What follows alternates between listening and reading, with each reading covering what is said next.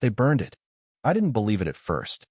I thought perhaps a gust of wind had toppled it, or maybe some neighborhood kid had pulled a prank.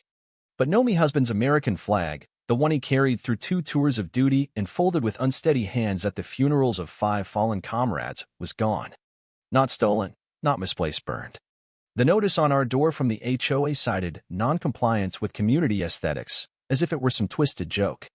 And there, perched smugly in her golf cart, sipping a green smoothie and pretending not to notice my trembling fury, was Eleanor Grayson, the HOA president, a self-proclaimed guardian of soulless uniformity. That was the moment I realized we weren't just living in a neighborhood anymore. We were on a battlefield. Our home was meant to be our sanctuary. My husband, Daniel, and I moved to Willow Crest 3 years ago after he retired from the Army. He'd served for 28 years. I'd been a nurse for 25. We dreamed of peaceful mornings, sipping coffee on the porch, and neighbors who'd offer a friendly wave as they walked their dogs. For the first few months, that's exactly what we had. Daniel installed a flagpole in our yard, a long-held dream of his. Every morning at dawn, he'd raise that flag himself.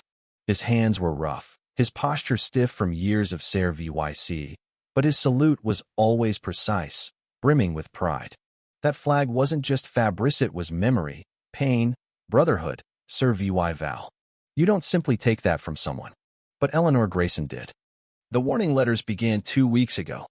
At first, they were petty annoyances. Your mailbox is too bold, your garden statue isn't approved, your bird feeder violates Regulation 6.1.3. We laughed about it. I even posted one online with the caption, HOA or CIA. But when the notice about the flag arrived, the laughter stopped. It stated, flagpole installation not approved by HOA board. Flag must be removed within 48 hours or it will be disposed of. I stormed to the HOA office that day, armed with printed legal codes. Daniel stayed home, he said seeing her might push him over the edge. Eleanor greeted me with a tight, artificial smile and the patronizing tone of a store clerk on a power trip. We respect our veterans, she said, but rules are rules. We can't make exceptions.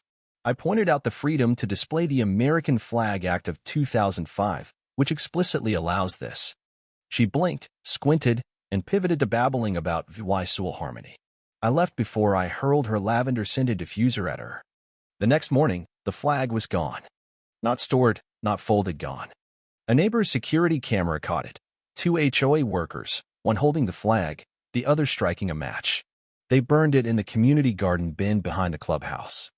They didn't even deny it. I confronted Eleanor, footage in hand, and she shrugged, saying it was disposed of safely. That's what matters. Daniel didn't speak for hours. I sat beside him on the porch, watching his fist clench until his knuckles whitened. When he finally spoke, it was one word: bury. He buried the charred remains of the flagpole's base under our peach tree. That night, I couldn't sleep. Eleanor's smug face lingered in my mind like a bad aftertaste. You don't burn a soldier's flag and walk away unscathed. You don't reduce a man's honor to ashes over your obsession with neutral paint swatches and overpriced shrubs. So, I decided to fight Ben not with flames, but with everything else. The next morning, I rallied our allies, not soldiers, but close enough.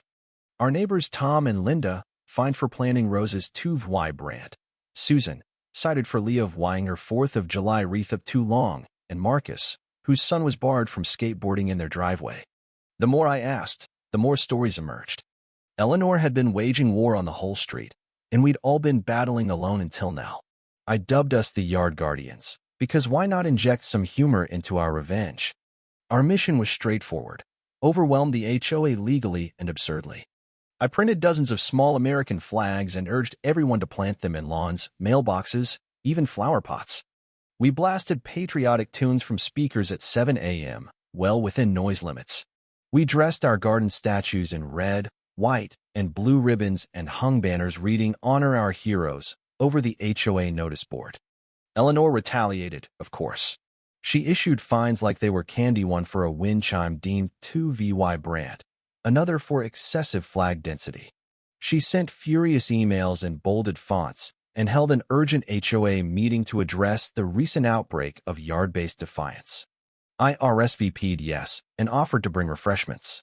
She had no idea the fight was just beginning. When you strip something sacred from a veteran, You're not just challenging him, you're re-challenging everyone who's ever stood by him, waited for him, loved him. And some of us hit back harder than she could fathom. The HOA assumed I'd tire out after a few fines or a stern letter. They underestimated what a retired nurse with a grudge and a laser printer could do. With Daniel's flag gone and Eleanor's smug grin etched in my memory, I launched Phase 2 of Operation Neighborhood Retribution. I wouldn't just irritate her, I'd orchestrate a lawful, unforgettable uprising. It started with decor. Eleanor adored regulations, especially those enforcing bland symmetry and muted tones. She didn't anticipate how creative a group of fed-up neighbors could be. We began modestly, garden statues wielding tiny flags, birdhouses painted in stars and stripes, wind chimes shaped like eagles. By day 3, our street resembled a patriotic craft fair. We stayed within the rules, nothing over 12 inches, nothing crude, just boldly, gloriously American. Then came the Great Duck Invasion, Tom's brainchild. He's an ex-Navy man with a sharp wit and a knack for chaos. We found a loophole, no limit on the number of decorations. Pro-VY dead, they didn't block paths or cause public distress. Challenge accepted. Overnight, we planted 400 plastic ducks each, clutching a tiny flag across every lawn. Eleanor's pristine sidewalks transformed into a red, white, and yellow parade of defiance. Her face that morning made it all worthwhile. Fines rained down. Excessive ornament concentration, use of politically suggestive fauna, and my favorite, disruptive breeze interference from flag overload. She tried banning our music after Marcus rigged his mailbox to play Sweet Home Alabama, hourly, but local laws shielded us. We weren't breaking rules, we were mastering them. I volunteered to cater the next HOA meeting, slipping in with a tray of star-spangled cupcakes. Eleanor didn't suspect a thing. I brought data charts, spreadsheets, a year's worth of fines exposing patterns of bias and missing funds, like the lost $600 spent on office supplies that never materialized. Her smile wavered as I presented slide after slide. Neighbors nodded. Linda filmed it. Eleanor's excuses grew shrill. I closed with a photo of the burned flag, paired with Daniel's VY post. This flag flew over my base in Kandahar. Now it's ashes in a suburban trash can. Silence fell. Eleanor muttered about needing time to respond and ended the meeting early, citing a headache. The cupcakes were gone. The board looked shell-shocked. A week later, she sued me for defamation and conspiracy to erode community cohesion. I laughed until I nearly spilled my tea, then sent it to our lawyer friend, Alan, from the VFW. Conspiracy, he chuckled. What is this, a suburb or a spy thriller? Alan drafted a counterclaim citing emotional distress, property damage, and federal flag display violations. Word spread beyond Willow Crest. Veterans groups rallied. Hashtags like the flag honor trended, and a news station called. Daniel stayed quiet, watching it unfold with a flicker of pride. He didn't want fame, just his flag and some peace. One morning, Daniel spoke. He stood where the flagpole once was, recounting its meaning. The friends lost, the silence of Sir Wyvell. Neighbors gathered, some with chairs, listening as he finished to applause. It wasn't just about a flag, it was about dignity, about holding ground when someone tries to erase what matters. That day, as the sun set on a street buzzing with unity, I knew Eleanor had started this war, but we'd end it. 3 weeks in, our street was a patriotic spectacle.